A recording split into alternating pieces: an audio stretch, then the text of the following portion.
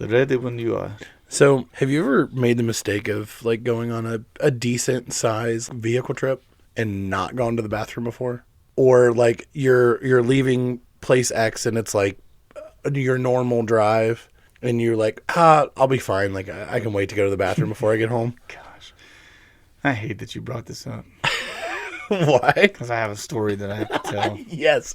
Well, okay, so we were like... But yes, yeah, I know what you're saying, like as far as like, you didn't plan accordingly Right. restroom-wise for whatever amount of trip that you had to go. Right. Yeah. And then you go through all the stages of grief on your way, like when you're almost home or to your destination. Like you go through the regret, the denial, the anger, the crying, like everything. Like I'll just wait till you hear my story.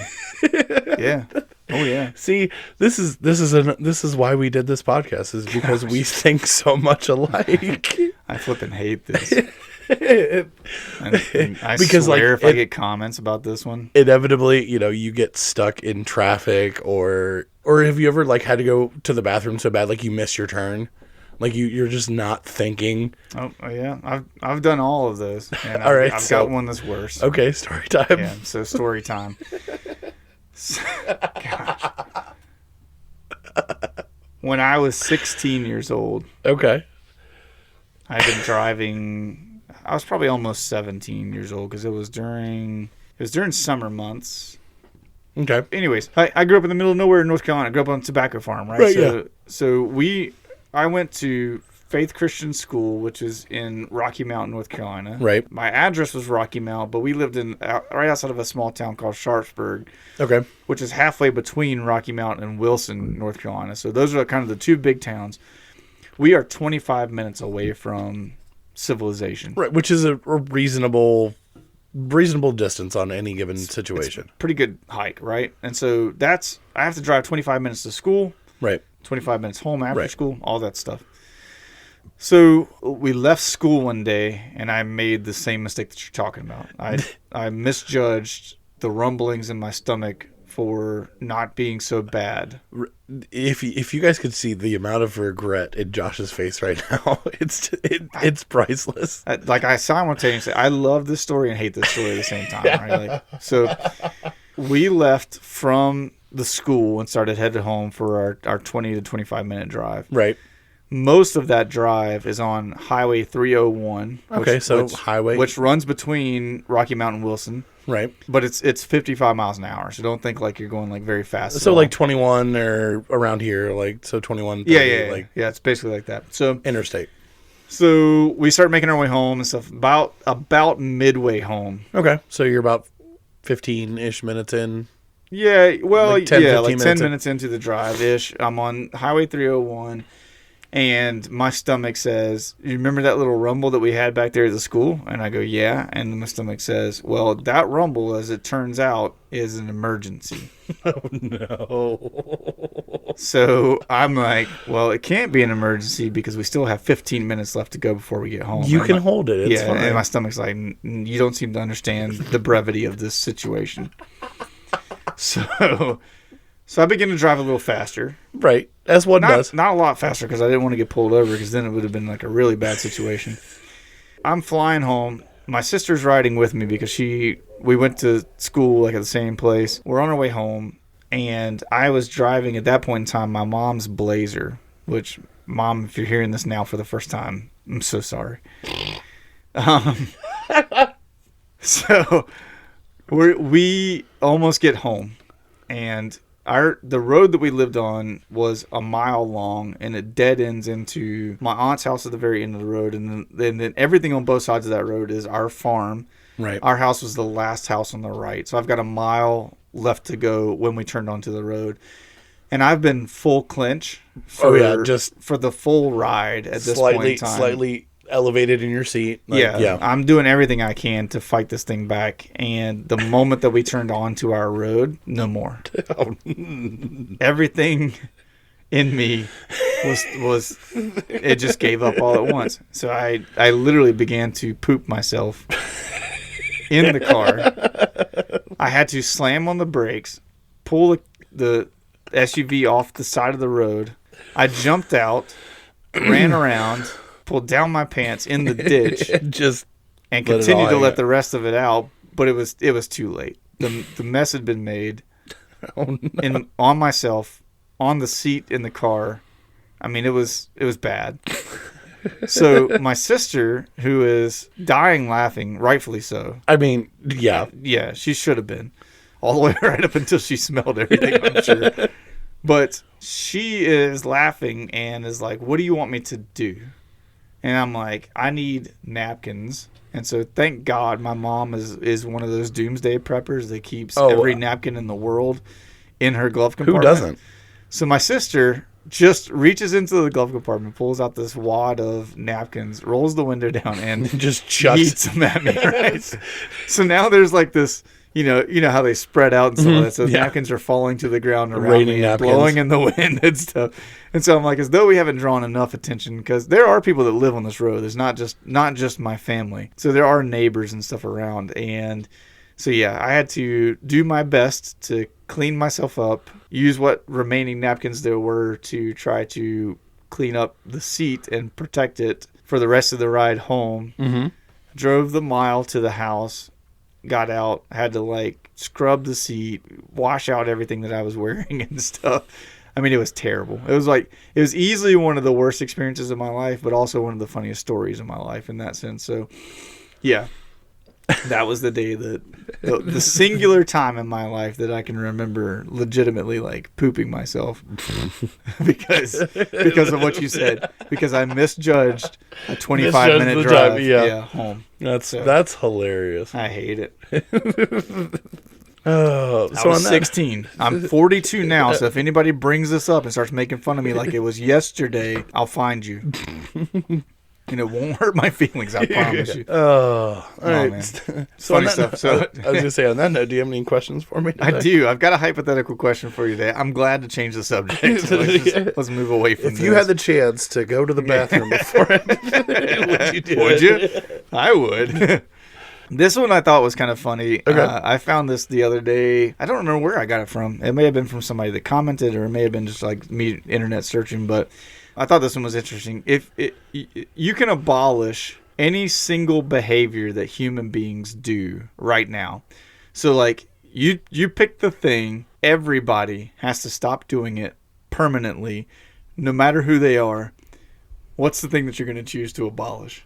Oh, that's hard because like then it goes into like your pet peeves, and it's like, and let's not go to the political side of things. Oh yeah, obviously, those are easy ones to kind of pick off. But no, it's like So what are like what's your pet peeve thing that if you could just abolish it right now, that people would never be able to do it again? That's tough because there's like some things when like obviously people chewing with their mouth open, like that's okay. So I have this thing where like, if I come across like an ASMR like eating video, like I literally want to throw up. Yeah. But like I can watch like ASMR cooking videos, like that doesn't bother me. Like the knife like on the cutting board, like skillet sounds, like that kind of stuff does not bother me. But if you chew, it's yep, no, don't do it. just if the chewing and the opening of like cellophane wrappers or like those. You're on one the of those ASMR like yeah. Like if they're like pulling some pack, but they're doing it like slowly. It's not just like the rip and get it over with type of thing.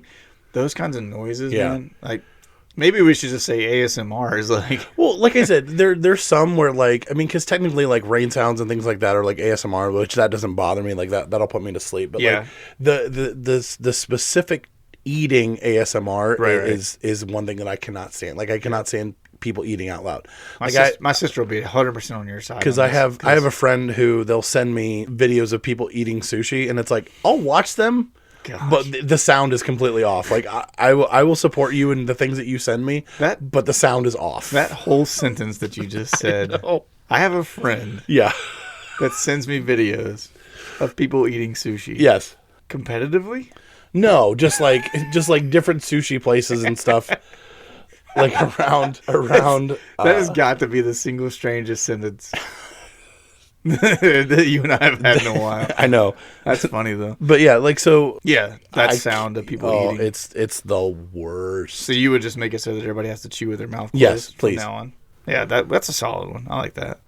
What about you? What's one thing that you would abolish? I don't know, man. Like I like really thought long and hard about that, and I think that this is very general, and that's the problem. Is like I can't nail it down to like just one thing. Right. But if people could just stop driving stupid. Dude, I had that this morning. Yeah, like it's every time I get behind the wheel now. Right. I'm like, it's just a matter of like, it's not a matter of if, it's a matter of when the moron's going to show up. Right. Well, I had 2 examples of this morning after getting our haircut. Like, so we were going to go get McDonald's. So we were driving on the highway. We get off on 94. Yeah. I want to go to McDonald's. Right. So I get in the middle lane of the as exit. You're supposed to. And because I want to turn left. Yep. I'm not in the right lane because I don't want to merge across traffic. Right. The light is red. But every person at that every person wants to cut in front of you. Yep. Because they don't know how to plan correctly. Well, no, what it is at that stoplight, the far right lane can turn right on red. Exactly. And so every person that comes off the highway is trying to bank on the idea that they're going to be able to turn right on red and then cut across traffic. And then cut across 3 lanes of traffic. But legally, you're the one that did it right. Exactly. You're supposed to go in the middle lane, turn when the light turns green, and then go into the lane for McDonald's. Then that same person was also in this. They merged all the way over into the same turn lane that I was in, and the light turned green, and for a solid 15 seconds just sat there. Oh yeah, because know that they were on their phone. Oh, 100%. And then proceeds to pull into Wendy's. Realize that that's not the way to get into McDonald's, drives all the way around and then drives up. So I went up to the stop sign, turned in, but I kind of was petty. And instead of going all the way around the building, I like cut in. So I got in front of him. Nice. And we were like pulling onto 94 as they were still in line to get their food. So I was like, haha. But because I was in a hurry because I had to get to our recording. No, that drives me crazy at that light. All the time. Like every time I come off for that exit, I'm like, man, if these people cut in front of me again, I'm gonna just lose my stuff. But I'm trying to keep my Christian witness going. So yeah, hey, I think flip tables too. I think that driving stupid thing, whatever that would look like to abolish that would be my. I think everybody priority. should have their phone numbers as their license plate. That's a solid idea. So if they're being stupid, you get a call. I either want that or I want some way to have intercoms between vehicles so that like, you have a little thing on your car that I could just press a number in and then hit enter and it would intercom me over to you so I could just be like, what the heck is wrong with you? Do better. Put your phone down. Pay attention to the road. Like it just drives me crazy. Yeah. But anyways, that's my the driving stuff is my biggest pet peeve by a long shot. Also, if you are the person that is listening to this about the sushi videos, I love you and don't be mad at me for saying that. So, correcting it right now. All right, so let's jump into this thing. Good morning, Josh. Good morning, Josh. Recognize me? No? Well, I'm Josh. I got suspended from school because of Josh. You're going to be there with me in every way imaginable, Josh. Josh is truly in a trance, yes. I went to high school with Josh, and I can tell you right now, he's a terrific kisser. Hi, I'm Josh. Josh, these are people's jobs we're talking about, Josh. Josh walking in the door wasn't even close. Josh, you are a muffin-snuggling pirate puncher. Josh is a good guy. We can talk to him. Please welcome Joshua. Josh.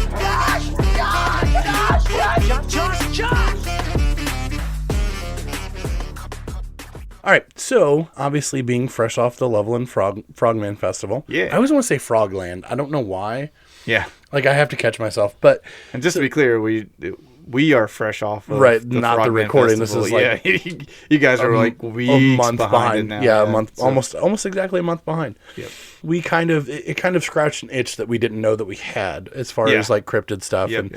Like I've always been fascinated in, the unknown, folklore, things like that. Like not that I necessarily subscribe to Bigfoot, things like that, but there's always these things where like your mind thinks it sees something and it wants to find that what it was or that, that esoteric nature. Right. So because like I'm not a believer in any of those things, but at the same time I'm like I find them fascinating. Right. Love the stories behind them, all that kind of stuff. So and honestly, like it's one of those things where like it scratches that itch of like I want to just learn something about something and just see. And that's another thing like a lot that I got out of it, especially Tony Breen. You know, he's a skeptic at heart. He wants to do the research, things like that. I started reading his book. It's really well put together. But one of the podcasts I listened to, they did a segment on cryptids that you might not have never heard of. Yeah. And one kind of resonated with me. Okay. And we kind of saw some things at the Loveland Frogland Festival. And I know like you and Brooke and Sky and Carter were all like, what's that? And it's like, oh, you wait. Yeah. So today we're going to kick off a monthly installment that we're going to do. Like we'll each take turns researching a cryptid, and we're going to do a cryptid of the month. Yeah. So the first one here is called the Squonk. So have you ever heard of the Squonk? No. So the Squonk is one you asked me about it. Right. I told you I'd never heard of the Squonk before, and now the only information that I still have after going to the Frogman Festival is roughly what the Squonk looks like. Right, or what people think it looks like. Right, because as we were walking around, there were T-shirts and that kind of stuff that had and images. Texas Ted had a pocket Squonk. He did have It's a card from their other... I keep hearing the name of the company that they used to work for, and then it drops. But anyway, so the Squonk is a mythical creature that lives in the hemlock forests of northern Pennsylvania. So not that far. Yeah. Johnstown, Pennsylvania. It's about 3 hours-ish away from where we are. That will come into play later. So the first origins of the Squonk was from a 1910 book called The Fearsome Critters of the Lumberwoods. A little backstory. So this is 1910. Yes. So this is I would consider it modern folklore, just because it doesn't have like the old origins of like a lot of like indigenous peoples, things like that. Right. So the Fearsome Critters of the Lumberwoods essentially is a fantasy field guide written by William Thomas Cox, and he was actually Minnesota's first state forester and commissioner of conservation. Okay. So I kind of did like a glance of this as far as like the purposes and things like that. You know, obviously being conservation, it was one of those things where, you know, he is interested in conservation preservation. So you kind of want to do little quirky things that kind of make people think twice of like just going in and cutting random things down. So he's basically using these as deterrents to keep people out of the woods. In that essentially, sense. Yes, but nothing like, you know, not like hardcore, like, you know, just things like that. Right. A quote from the book, it says, "The lumber regions are contracting. Stretches of forest that once seemed boundless are all but gone, and many a stream is quiet that once ran full of logs and echoed the songs of the river driver." So some say that the old type of logger himself is becoming extinct. It is my purpose in this book to preserve at least a description and sketch of some of the interesting animals in which it has originated. So it's basically like a folklore collection of history because of the increased lumber industry and things like that in the 1900s into the industrial age, things like that. Yeah. So this in lies one of the creatures in the book is the Squonk. Squonk. So unlike, I love the name of it, by the way. Just off the start, it's so good. Right. And it's very unassuming and it's very unique. Unlike many mythological creatures, the supposed physical characteristics of the Squonk remain unchanged from the original account. So it's one of those things that has maintained its original description. Yeah, he's aged well. Yes, exactly. It's not like, you know, you have I think when we talked about the cryptid manual that I got, like there's 7 different iterations of Bigfoot in there, from the Yeti to the skunk ape, which is another one, another Ohio one that we can talk about later. Well, and like along those lines is we talked about the Frogman, and then we went to the Frogman Festival. And there's so many different iterations of... so many different like styles of what he may look like and all that kind of stuff. But one of the things was like, you know, all the stories that I read when we were doing the research for it was that the Frogman, when he stood up, he held up a metal pipe, right? Mm-hmm. And there was no story about like any kind of light on that pipe or anything as far as I saw. And then when we got there, all the imagery of the Frogman seemed to have like him holding a stick that on the end of that stick was something glowing, like a bright light or something like that on it. Right. I was going to say what the first thing that draw to mind, I think he maybe made the comparison, was Gandalf with the staff. Yeah, he puts the crystal on top of it. Like that was... The Mines of Moria. Yes. Yeah. So So, like I said, it hasn't changed description since its inception. Okay. So the squonk is of a variety of retaining disposition, generally traveling at twilight and dusk. And because of its misfitting skin, so this is like very, yeah. So it's misfitting skin, which is covered in warts and moles. Grandma? It is always unhappy. Okay. So basically, it's that it doesn't like how it looks, so it's always sad. So picture this like slightly like, you know, like a blobfish. I usually don't feel sorry for any creature in the right. world. That made me feel sorry for the squonk already. So he's very self-conscious. He's very like, he doesn't like the way it looks. So he's like baggy, like saggy skin, like an Edgar suit, essentially. Yeah. He's just a sad little guy. So hunters who are good at tracking are able to follow the squonk by its tear-stained trail. For the animal weeps continually. When cornered and escape seems impossible, or whether surprised or frightened, it may even dissolve itself into its own tears. So basically, it will just pool down to water because it's so embarrassed of how it looks. What? Yes. I want to go find the squonk just to give the little buddy a hug. Right. So that's why, you know, the pocket squonk and things like that, because that's the only way that you can actually capture a squonk right. is that card, that pocket squonk. So, and that was from the Fearsome Creatures of the Lumberwoods, which I would not categorize this as a fearsome creature. No. Later retellings include that squonks were slowest at moonlit nights, because they tried to avoid being seen. Yeah. Especially like in pools of water and things like that. So it would look at its reflection. So it never wanted to look at its reflection. My gosh, man. I did not expect to be emotionally invested in a You can see cryptid why animal. this is one of my favorite cryptids. Like this is my favorite cryptid. And like I said, shout out to Red Web. This is the one that brought this to attention. It's like my heart just breaks for the little guy. So it's not like the Frogman where you're like, get off the road, you freak. Yeah. It's like, no, I just want to hug you. Just let me love you. You're not that ugly. Have you seen pugs before? That's kind of what I picture it as, a overly saggy skinned pug is right. what I picture this as. Which there's people out there that'll find you adorable. Right, exactly. So that's kind of the synopsis of the squonk. It's basically just this cryptid in the hemlock forest that tries to hide. It cries continually. So, and if you try to find it, you know, you might catch a glimpse of it, but if it feels threatened or cornered, it will dissolve into tears. Away.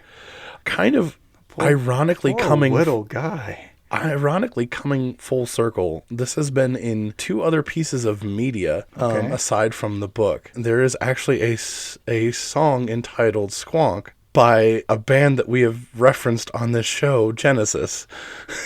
Is there really? Yes, there is. No way. Yes, there is. And the Squonk tears are also referenced on Steely Dan's 1974 track, Any Major Dude Will Tell You. But yeah, so it's... Dude, that's legit.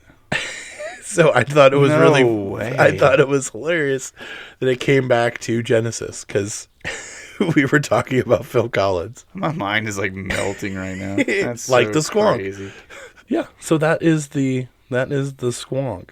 That's really interesting. Sorry, I got, you know, I went on my ADHD sidetrack. Right. Squonk lyrics. Oh my goodness. So the reason why, you know, they also have a festival in August. It's called Squonkapalooza. Yeah, you mentioned this to me. So we had kind of kicked around, like, kind of going to these cryptid conventions and things like that, just to kind of bring you other kinds of context. So this is an outdoor festival. It's the first weekend in August this year. Okay. But yeah, it's a 1-day festival. It's not a 2-day. So it's just a nice 3-hour drive. So apparently that's like our wheelhouse, is like 3 hours outside of where we live is kind of where these festivals are happening. I said it the other day, like when we were talking about those things, I used the quote from Oh Brother, Where Art Thou? It's like, isn't this place just a gosh darn geographical oddity? It's 3 hours from everywhere. Yeah. So we might be taking a trip in our favorite rocket ship. Heck yeah. Going over to Johnstown, Pennsylvania. Checking great. out the Squonk. So that's really fascinating to me. And sorry, I got distracted for a second there, because I was reading the lyrics, because the Squonk song by Genesis is legit about the Squonk. Right. Like, I thought maybe it was just No, a it's not just the coincidence. title of the song, but yeah, No, it it's is. like legit what they're singing about. Yeah. That's so crazy. I Yeah. gotta listen to that after we get done. Right, We'll I get had to. DMCA'd if we do it on, Yeah, on exactly. the podcast. Yeah, But I if had you're out that. there, go listen to. You can pull up Squonk by Genesis on. I pulled it up on Apple Music, so you can pull it up on just about. Yeah, I pulled it up on Spotify and things like that. But yeah, That's that was fascinating. So this, like I said, if there's any other cryptids that you guys want us to talk about, we are more than happy to kind of dive in, do research. We actually have some source materials now from buying a couple books at the festival. Yep. And like I said, this is always a topic that I love looking at because it's something that like you don't necessarily talk about every day. Right. Like, I mean, everybody knows about Bigfoot. Everybody knows about Mothman or There's some pretty typical ones. Loch Ness Monster. Loch Ness Monster, where Swamp Thing. Yeah. There's some of those. the skunk ape, things like that. Yeah.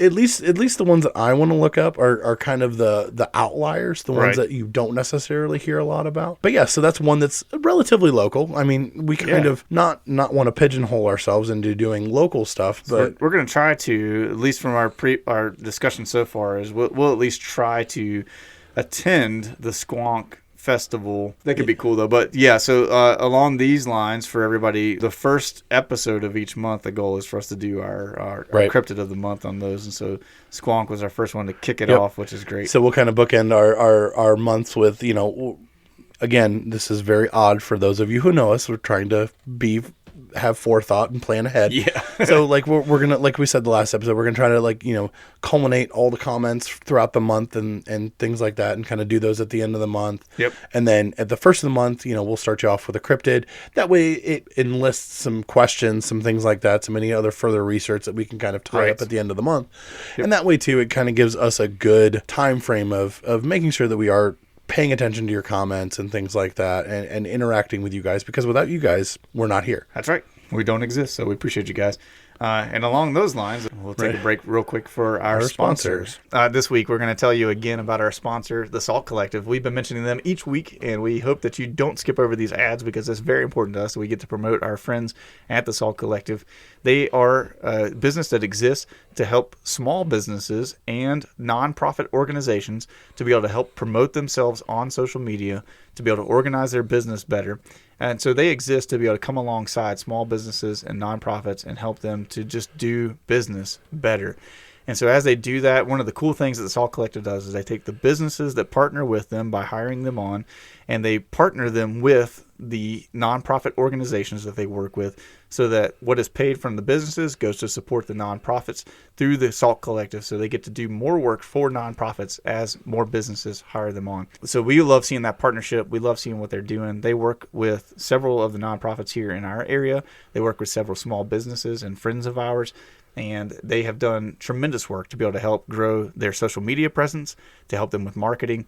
And we believe that they could help you as well. So if you're a small business owner, or if you know a small business owner that's looking for some help in marketing, and especially in the world of Facebook and Instagram, all those online places that you can exist, if you know somebody that's in a small business that would like to hire them on for that purpose, or if you are someone that works with a nonprofit organization, we would encourage you to check out RemainSalty.com, or you can go to their Facebook page by searching for The Salt Collective.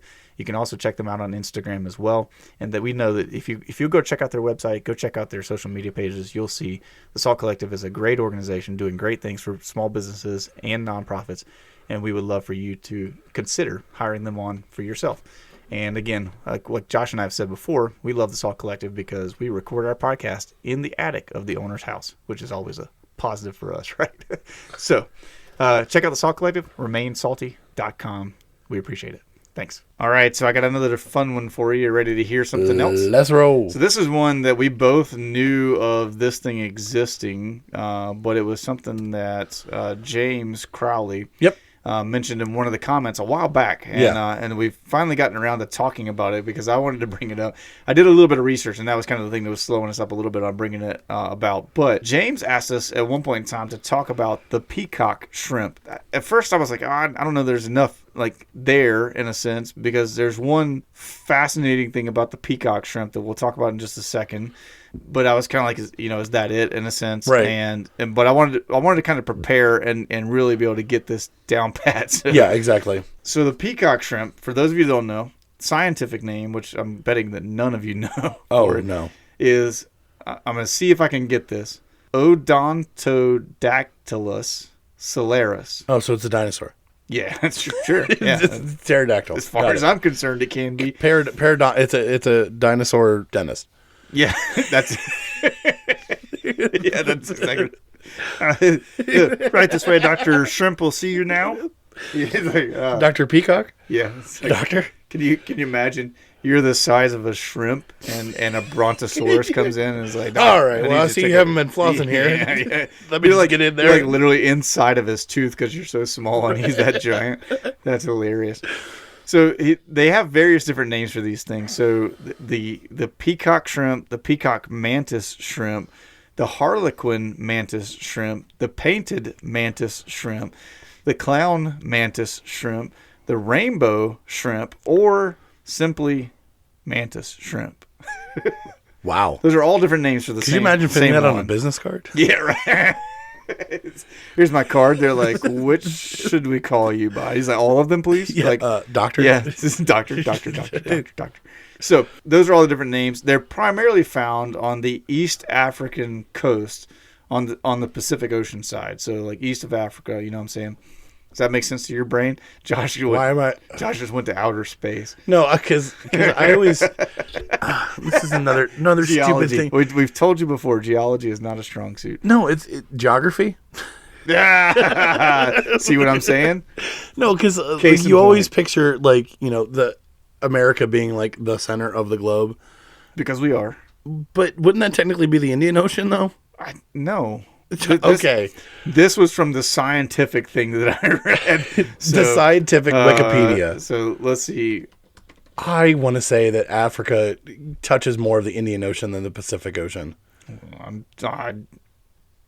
I don't know. Okay. Again, geology, geography, all of those things in between. I don't know. I was decent at geography, okay? I was in the geography bee at school, okay? Yeah, it would be the Indian Ocean or the Atlantic Ocean or the Southern Ocean.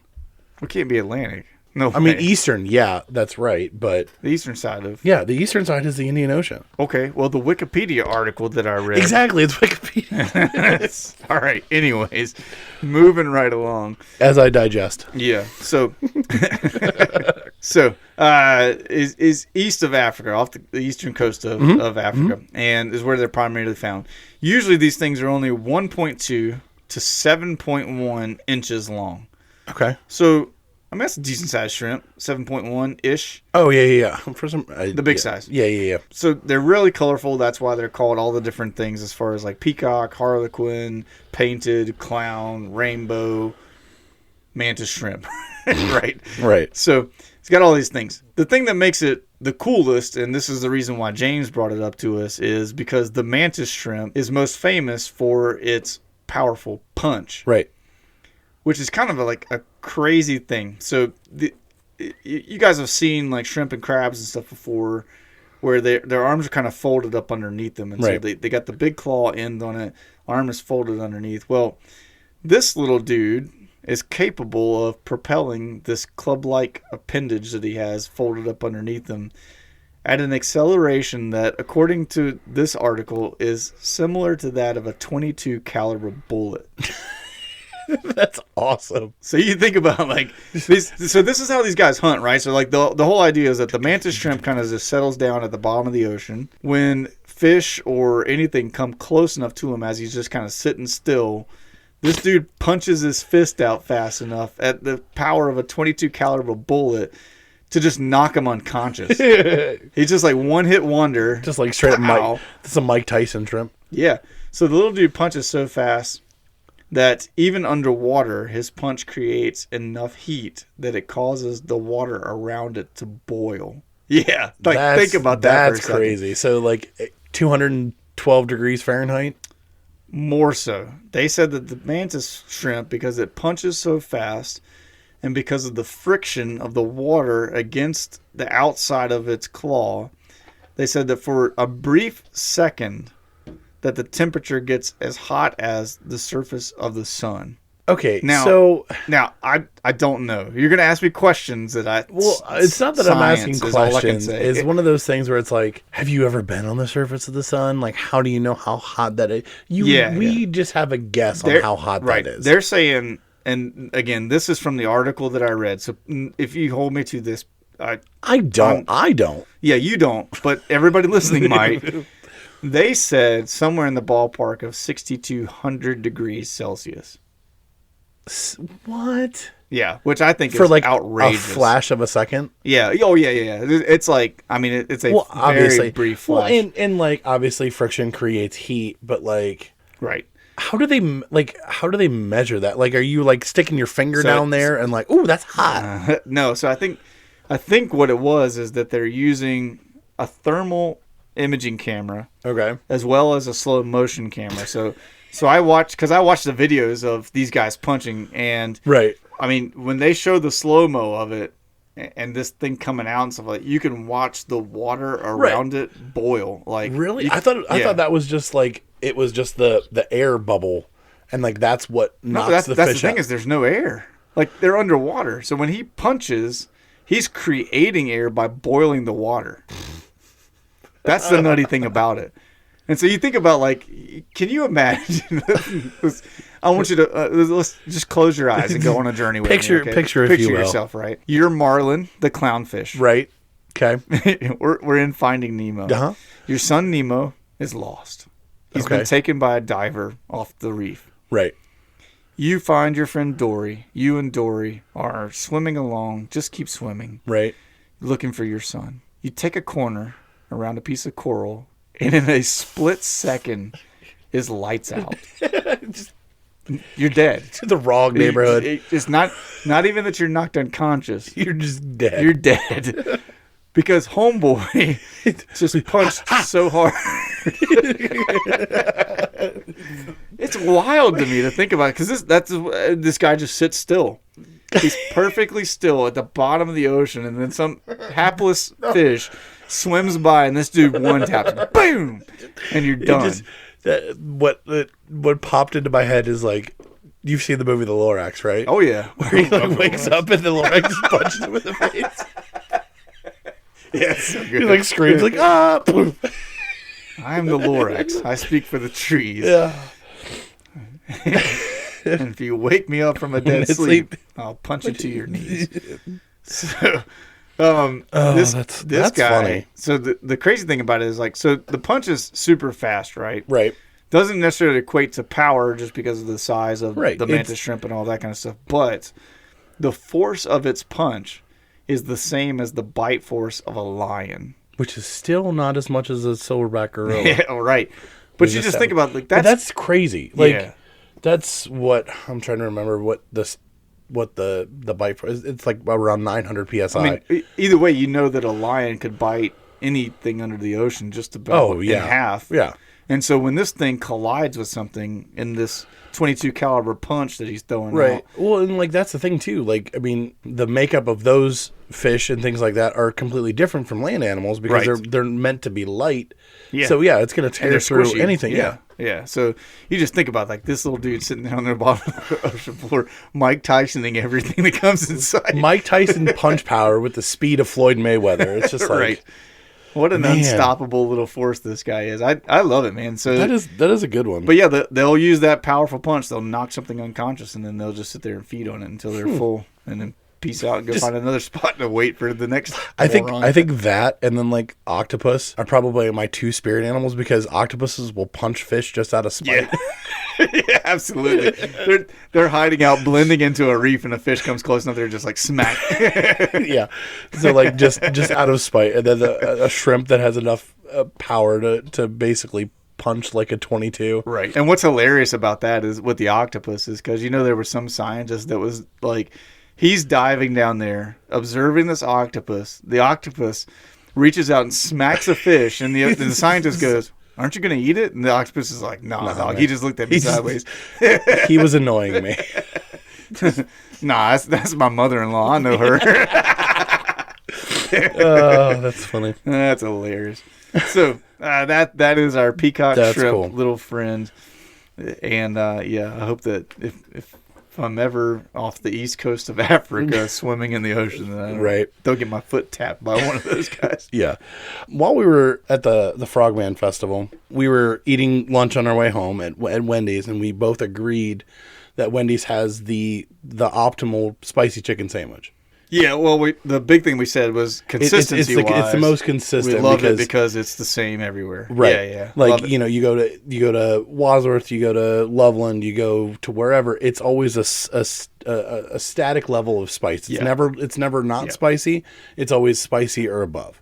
Right. So that kind of got me thinking of kind of doing a quick, like, bracketed style fast food.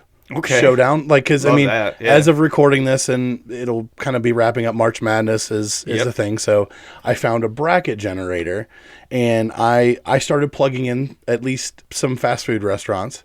So I was going to have you give me if you want to add any to this list. Okay. So I have McDonald's. Wait. Well, so what is it we're judging though? So basically, they're gonna go head to head. So you have to. So it's like McDonald's versus whatever. Okay, so we're ranking the fast food restaurants. Yeah, we're gonna determine the ultimate fast food in a bracket style. Okay. All right. So first one I have, and these are in order, but it'll randomly seat the things. Okay. Cool. So we have McDonald's. Yeah. Wendy's. Yeah. Bojangles. Mm-hmm. Chipotle. Okay. Arby's. Okay. Panera.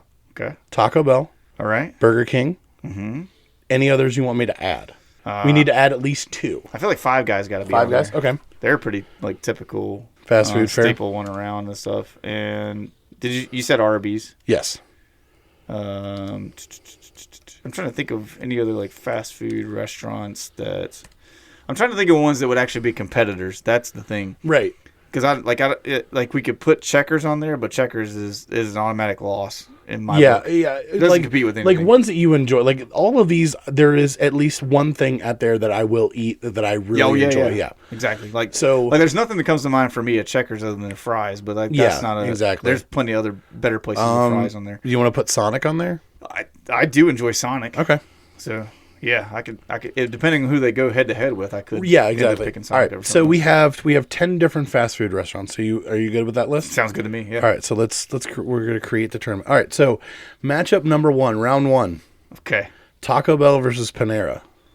Taco Bell versus Panera. Yeah. All right. Well, you've heard me talk about this before, so I'm going to stick to my guns in the case of Panera. Panera is overpriced chick food. Oh, for sure. What I mean by that is the portions are too small. Right. And you're paying way too much money for those small portions. It's the Starbucks of fast food. It is the Starbucks of fast food. Now, that being said, I will hand it to Panera that their loaded baked potato soup in a bread bowl with their sweet tea is kind of hard to beat. Right. Now, on the flip side of things is you also know that for me, Taco Bell is lower on the rungs of the fast food restaurant list. Right. But that being said, there are some definite like saving graces for Taco Bell as well. Price of food, right? Awesome. Diablo sauce, love it. Right. And there's some core menu item things at Taco Bell that I actually really enjoy. I don't eat them on a regular basis because I feel like I need to cry myself to sleep after I do. Oh, of course. But I do like some things from Taco Bell. So this one's actually like I think harder for me because neither one of them is in my like top rankings. Right. They're both kind of like mid-tier for me. So see, my piece, while you think about this, piece is Taco Bell is what it is. It knows what it is. Oh, Taco Bell is unashamedly Taco Bell. Yeah. Like they own what they are. Yeah. They're a late night food. I appreciate that they don't have a kids menu because they know their target demographic. Think about it. They are the only fast food restaurant that does not have a kids menu. Yeah. So, why do you need one? Yeah, they know. Like you're coming here because that little soft taco is good enough for a kid. You're making bad decisions. And some cinnamon twist, dude. Sorry, I've been thinking a lot, but go ahead. I want you to finish what you were saying. You're getting what you're going to get from Taco Bell. And Yeah. Sometimes you'll get your order completely right. Sometimes you'll get extra stuff that you didn't order, but you know what you're going to get when you're going to Taco Bell. My issue with Panera, I like Panera, but don't tell me that you're a healthy alternative. Right. When 90% of your stuff is processed. Yeah. And it's not freshly cooked. Yep. Like, that was the whole their soups big thing. They all come in a bag. Right. And their mac and cheese comes in a bag and it goes in a retherm. Yep. Like, don't act like you're better than everybody else. So Yeah. like that's don't be all hoity-toity when you're just like a mid-average. exactly. kind of thing. That's why to me, like as far as this goes, Taco Bell kind of takes this one for me, No. based on that. I'm gonna take it to a different level. 'Cause Okay. I thought about it after I said all the things that I said. Uh-huh. Taco Bell's a clear winner on this one.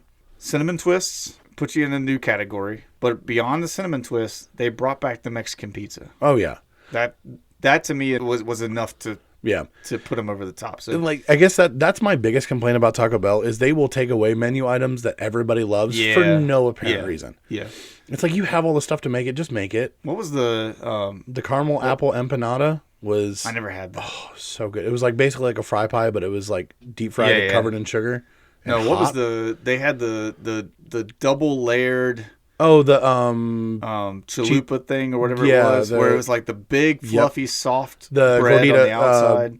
the gordita crunch or something like that, where it was Yeah. like the hard taco, and they brought it back for like their throwback menu, Yeah, and then they took it back away. that thing was awesome. Oh yeah, it was. They the should have best. left that one on there. But anyways, Yeah. so I'll give it to Taco Bell Yeah, for that all right, one. cool. Matchup number two, I would say bigger, heavy hitters, Okay.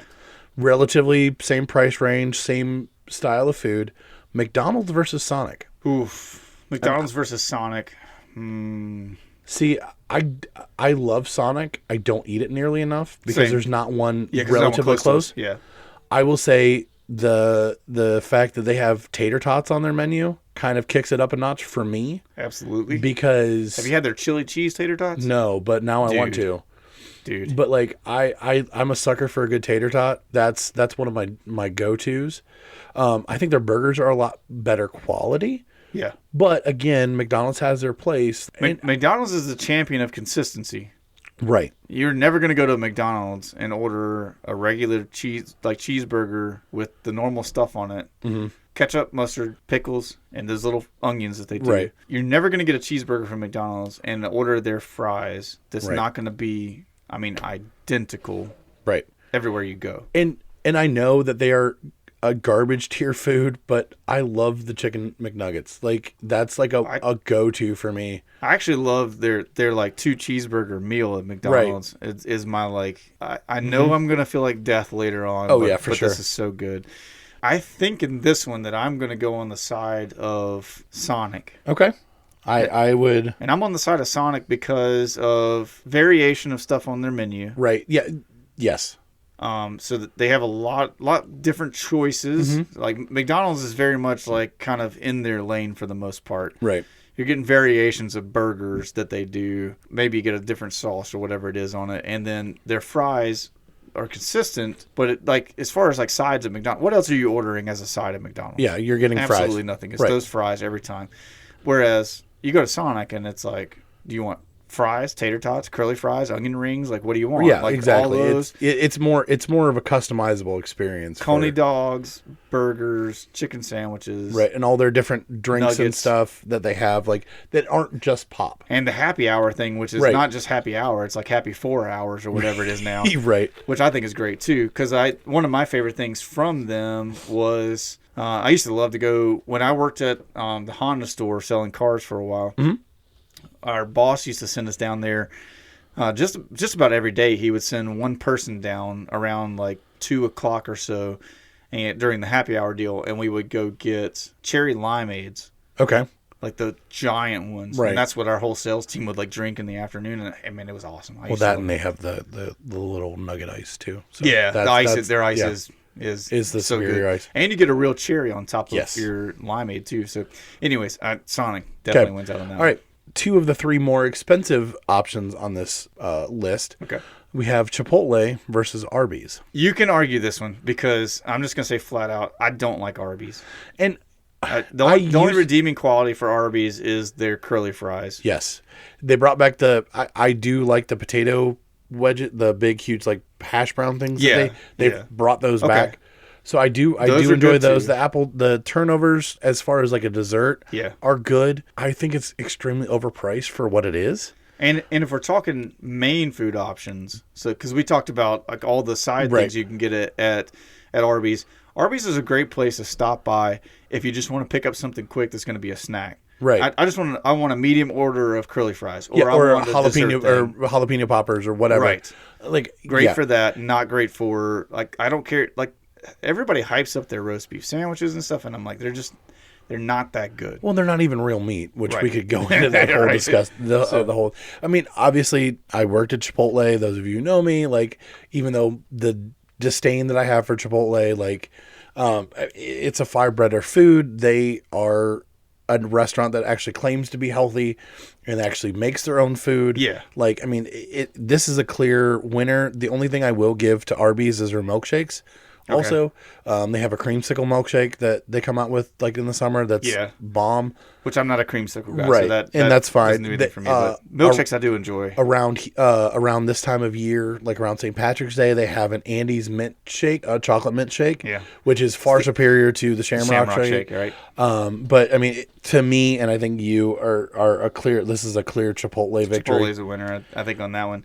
Because like you said, like all those things you just listed, even though they sound great and stuff like that, they are very much I'm just swinging by to get a snack. I'm not here to get a meal. Right. Like I just want a snack. This is not going to be the whole thing. So we have two other very similar restaurants. We have Five Guys versus Burger King. Five Guys versus Burger King. I like just right off the bat, it's Five Guys all the way for me. Yeah, I mean, doesn't seem like a comparison. Mainly because I don't go to Burger King like hardly ever. If it's a pure cost thing, I'm definitely going to Burger King because like I don't want to pay $20 for one person. 100%. But I mean, as far as like your burgers, your customization options, I know Five Guys is a one trick pony. Yeah, I mean, you're getting a burger or a hot dog essentially, or grilled cheese. So very limited options, but.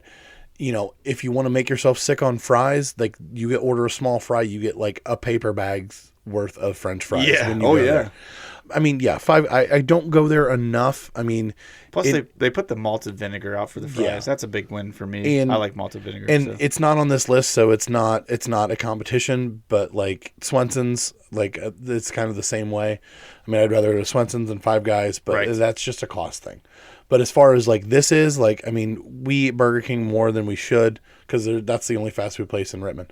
So yeah. So it's easy, it's convenient, but all day Five Guys. Yeah, I'm a Five Guys choice on that one. Like you said, for the customization of it, the amount of fries that you get. I know that the cost is more there, but that's one of those ones that I'm willing to pay the cost difference for Five Guys over Burger King. Some of the other options on here I wouldn't. Like I would say. Probably like cost wise, I'd pick a different place. And that's one of the restaurants on this list that I can get just a regular burger, fries, and a drink and be full. Yeah. Oh yeah. 100%. So yeah, because the fry, if you don't fill up on their fries, it's something wrong with you. All right. So our last of our initial round is Wendy's versus Bojangles. Wendy's versus Bojangles. You already know where I stand. Yeah, I mean, same.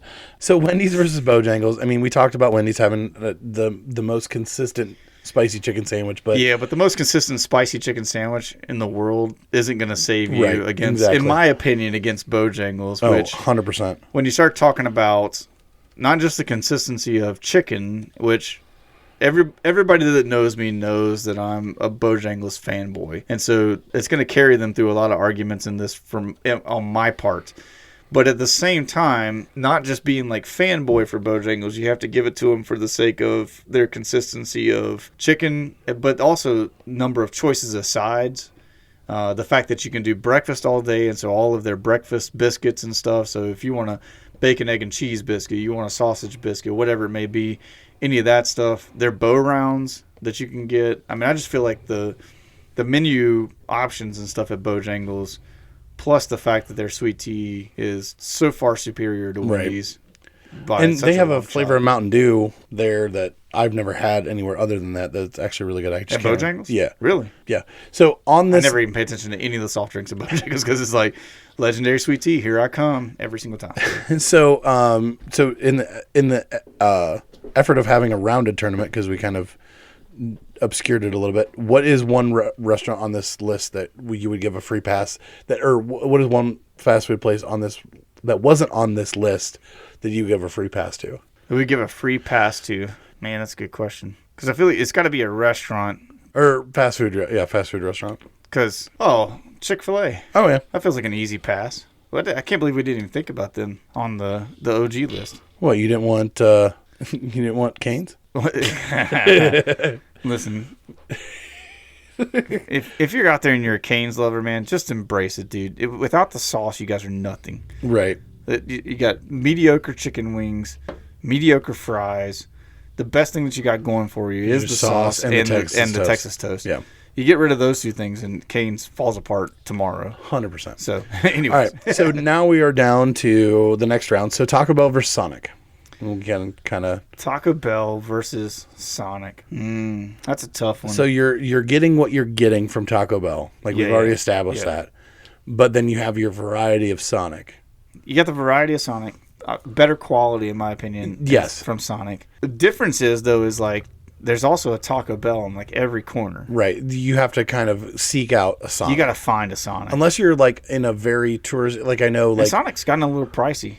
Yeah, it is. They're I think that they're swinging a little bit above their weight class. Yeah, at this point. I would agree. I would agree with that. It pains me a little bit to say this. I'm gonna say this. Food quality wise, Sonic would take the win. 100%. But in just about every other category, price, convenience, Taco all those Bell, things, yeah. Taco Bell wins out. Okay, all right, Taco Bell. So why can I not spell Taco Bell? Taco Bell. Keyboard's too small. So we're calling it All from now on. All right, so I would say two heavy hitters on this list that are left: Chipotle versus Five Guys. Chipotle versus Five Guys. I mean, if you're going solely cost, I'm going Chipotle. 100%. I get 3 meals out of a bowl of Chipotle, so Right. that's a no-brainer for me. And cost-wise. Now, as far as food quality goes, if we're talking taste, it's pretty close. But the thing that pains me, and it shouldn't be this way, being a former employee, the amount of consistency issues I've experienced with Chipotle. Yes. Versus Five Guys. Yeah. I mean, I know it's just burgers and your sauces and whatever. Your sauces and your condiments are carrying your food. Right. You know, it's almost the same argument as Cane's, but the Cajun fries that they have are bomb. You know, a lot of times you'll get bad chips when you get chips that are underfried or they're clumped together. Yeah, or they're just guacamole chips started to turn, right? Which I mean is because it's fresh and they don't I get it. monitor it. But I mean, as far as that goes, like I'm kind of gonna give it to Five Guys, at least because it's more consistent.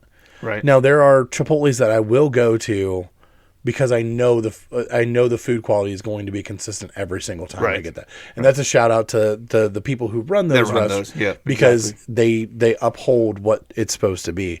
But like I know the one that we typically go to, like it's not my favorite one. Right. Because the flavor is very inconsistent. Yeah.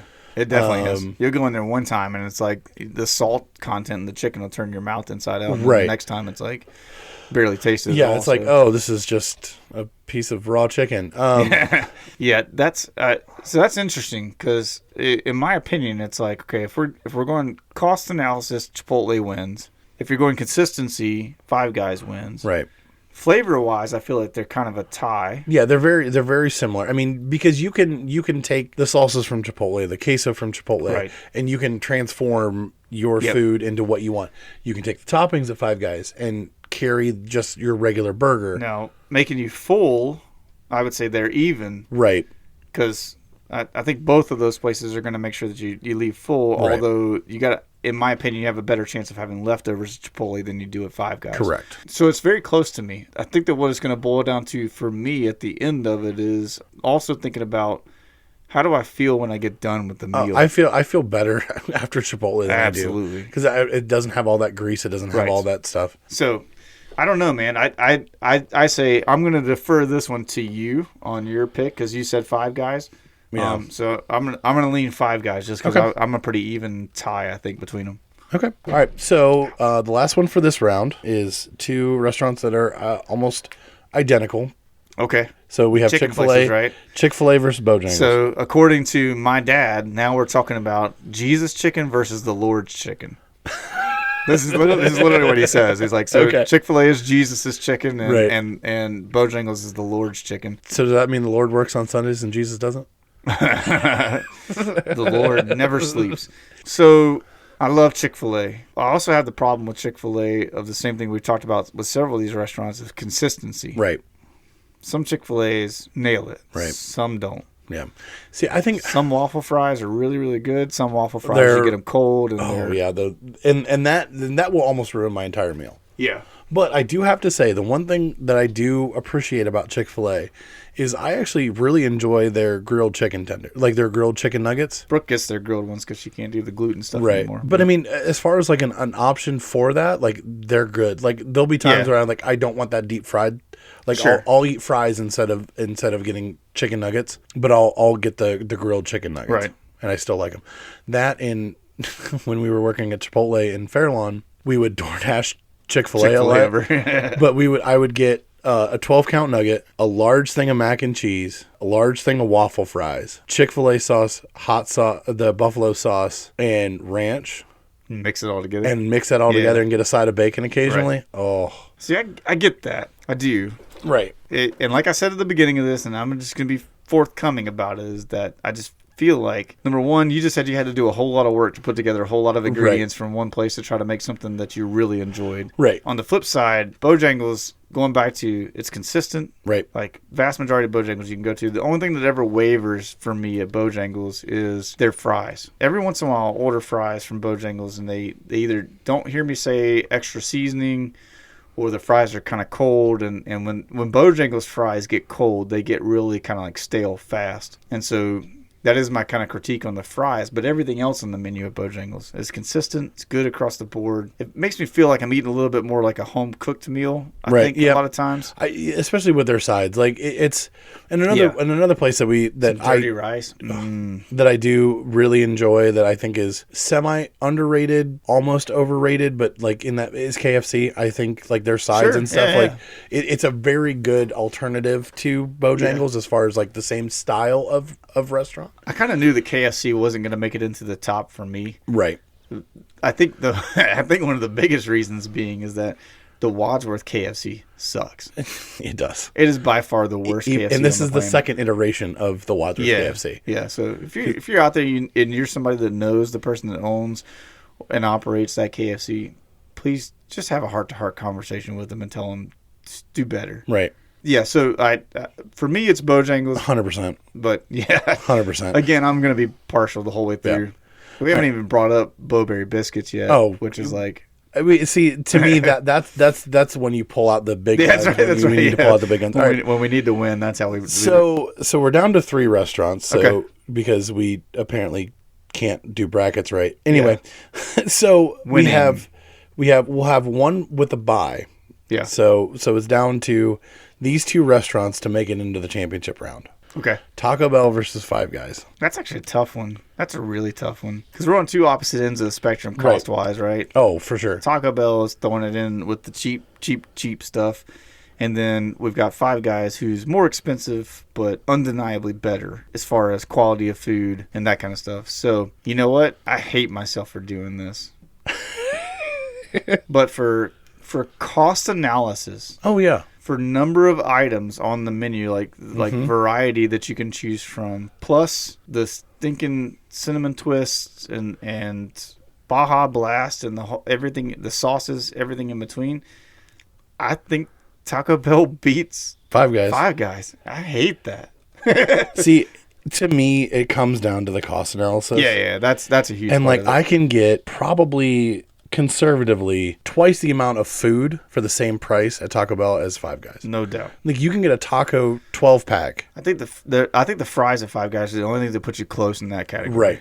And that's the thing too, like even though they've gone away from their like 99-cent menu, 89-cent menu. Yeah. Their smaller stuff is still relatively affordable that you can go there with $10 and feel moderately full. Yeah. For $10. Right. And like you said, like the Baja Blast, like they have it in 0. I love that they have it in 0. The freezes, I'm not a huge cinnamon twist person, Right. but I do like the Cinnabon bites. Yeah, I haven't even tried those yet, so it's probably another thing that would bump them up a notch right in my book. I'm sure. So I completely agree with you. It's on got that lots one. of sugar and cinnamon in it. I'm down. As long as it's not the one in Wadsworth, because that one's terrible. Yeah. I usually go to the one in Orville. Yeah, like Barberton's not bad either. Yeah. I like that one. All right. The people in the Barberton one are super nice. I Yeah. like talking to them. So All right. So we are down to the final 2. yeah, So we have Bojangles Bojangles and Taco Bell. Did you? Who would have seen that I was coming? gonna say, with this list, did you see this one coming? Nope, didn't see that coming at all. Again, it just goes up against who each one is paired up against, because absolutely, you can kind of have parity within all of that. And you're gonna have to make the decision because we already know where I stand. Okay, but here's the thing: now we can pull out Bo-Berry biscuits, so we can almost turn it into whether you would rather have cinnamon twists or Bo-Berry biscuits. Which that's a no-brainer. It's not for even a competition, me, because cinnamon twists are like something that you feel like you could just buy them at like the grocery store in a bag and take it home and eat it. You know what I'm saying? Like it's just a snack thing, right? In that sense. But the Bo-Berry biscuit is like it's the dessert equivalent to the Cheddar Bay biscuits at Red Lobster. Absolutely. Yeah, you can make them at home, but they're never going to be the same. And if you're here, like, because I know, like a large part of our audience is from Ohio. And there's only one Bojangles in Ohio right now. It's in Canton, so it's 30 minutes south of us. So most of our people from Ohio don't know what a Bojangles is, much less a Bo-Berry biscuit. I was going to say an authentic Bojangles, because you and I have talked about it. Like, this is just the one in Canton is Bojangles Light. Yeah, so it's basically it doesn't have a full menu. So like you can't go there and get all these sides, the bone-in chicken, all that kind of stuff that we're talking about. You can't get all those things at the one in Canton. What you can get at the one in Canton is a Bo-Berry biscuit, though. Yeah. And so for those of you that don't know what it is, a Bo-Berry biscuit is, if you could just imagine taking a fresh baked blueberry muffin and a fresh baked buttermilk biscuit and marrying them together, let them have sweet little children. And then on top of that, they cover it with icing, like vanilla icing that's melted and warm and gooey. And so when we talk about, like, this is like next level kind of dessert stuff, especially for a fast food restaurant to be producing it. And so, like when you pull that card, especially on top of the other menu items and stuff at Bojangles, to me it's a no-brainer. But again, like I said, I'm fully aware that I'm a fanboy, and I don't think it's fair for me to make the determination. So if you want to make the call, you make the call. But yeah, no, I completely, because I was trying to think of like people who haven't had Bo-Berry biscuit, like trying to equate it to something that has been around here that's been a staple. Hardee's used to be a Hardee's in Rittman. I think there's just one in Seville that's still open. They used to have the best biscuits. Like with their fried chicken, like they used to have fried chicken biscuits. Like it was they were buttermilk biscuits. They were very similar to the ones at Bojangles. And that's what I'm saying. Like if you take the old school biscuits from Hardee's and mix them with a very high quality blueberry muffin, that's what a Bo-Berry biscuit is. Solid description. But they're hot. Like they come out of the oven, they put icing on them and throw them in a box for you, and you get to take them with your spork, and enjoy the heck out of them. Yeah, and just go to town. They are so good. Yeah. So good. And I haven't even brought up, like, the breading on Bojangles chicken is about perfect. It's seasoned perfectly. You know, you don't have, like, I don't use sauce when I go to Bojangles. Nope. I will just eat it. Yeah, you don't need it. I don't have to have something to enhance the flavor of the actual chicken to or make your it fries. taste good. You don't need ketchup or anything because they've got that Cajun seasoning on them. Any place with a Cajun seasoned fry, like I'm all aboard. Like Popeyes, their Cajun battered fries are so good. Like Popeyes wasn't even on this list, and that's one of my things that I grew up with around here. Would be the closest thing to Bojangles. I've only ever been to Popeyes once, so I need to go more often. Check it out. There's one in Lodi, so our final winner for the fast food restaurants pick is Bojangles. So for those of you up here that haven't tried it yet, go to Canton, try out Bojangles. They actually, I'm going to give this to them. The Canton Bojangles has the best Bojangles chicken strips that I've ever had. And I grew up eating Bojangles. These are better than the old school ones that we used to get at the Bojangles that I grew up at. It's worth the trip, worth going trying it out. You want their chicken strips or a chicken sandwich, fries with seasoning, or if you want dirty rice, if they've got that there, the dirty rice is so good. Love me some dirty rice. And then you want sweet tea to drink, and you want a Bo-Berry biscuit with a little bit of extra icing on it for your dessert. And if you don't enjoy that, then we can't be friends. Right. Yeah. I'm sorry. That's our line. We don't have very many lines, but we don't draw a lot of lines in the sand as far as you can hang out with us. If you choose Cane's over Bojangles, just please don't talk to us. Sorry. We don't want that negativity in our lives. Yeah, exactly. All right. So as we get ready to wrap up, Josh, tell these people what we want them to do. So if you guys can give us a like on whatever platform you are currently listening to, Spotify, Podbean, Apple Podcasts, YouTube, we would greatly appreciate it. Said that really fast. Go like our videos that we've put up on YouTube and Facebook and Instagram. Make sure you're following us on all those platforms. We kind of link them in our descriptions. Yes. Yep. Yeah. Okay. So if if you haven't seen those, go ahead and click those. It helps us just to spread the word. Right now, I looked the last time, we are approaching 10,000 views on our Facebook page. Yeah. That's crazy. Which is absolutely crazy. But we still only have 127 followers. So if you're viewing our page but not following us, why aren't you following us? Yeah, maybe give us a little follow there. So, and like I said, if you go ahead, give us a 5-star review, they only help us. And we will read your comments once a month. Like I said, we're committing to doing that. And if you leave us a 1-star review, we will call you out. That's right. So no shame. Don't let that be an incentive. Yes. Because we're going to put you on blast.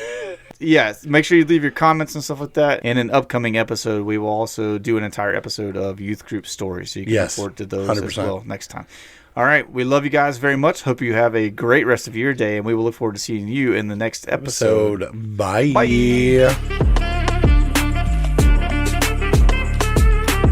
So we're going to podcast from the lock-in next week? That'd be hilarious.